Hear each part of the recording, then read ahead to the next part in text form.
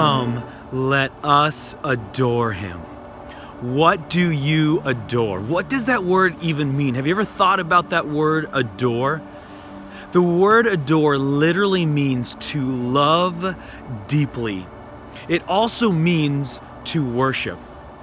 And as I think of that word and I think of that Christmas song this time of year, I'm reminded of the shepherds who are out in the middle of the night just doing their job, doing their work, living their life. Nothing special, nothing spectacular, an everyday occurrence for them. And then all of the sudden, the skies open up. The angels show up and declare the glory of God. And then they tell these shepherds, go and find this child. So that's what the shepherds do. They leave what they're doing. They leave their jobs. They walk out, they walk away, and they go into town and they find Jesus. They find him shortly after he's born. And what do the shepherds do? They fall on their faces and they worship. They fall on their faces before Christ and they worship him. They adore him. In a moment, they have an interaction with Christ, and he doesn't even say anything to them.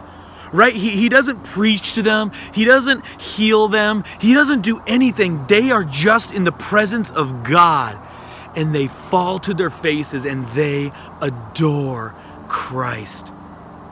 And then it says that they get up and they go into town and they tell everybody what they have experienced. In that moment, their lives were changed as they had an interaction with God on earth, Christ Emmanuel. And it changes everything for them. And they adore him. My question to you today is, what do you adore? What do you adore? What do you love deeply? What do you worship with your life? In Romans 12, Paul talks to us and he says, we need to live as if our lives are the sacrifice. He calls it living sacrifices, that this is our spiritual act of worship. You see, before Jesus, sacrifice meant taking a life, right? It was death. It was to lay it on the altar and kill it. That was a sacrifice, was to take a life. But after Jesus, sacrifice was to give a life.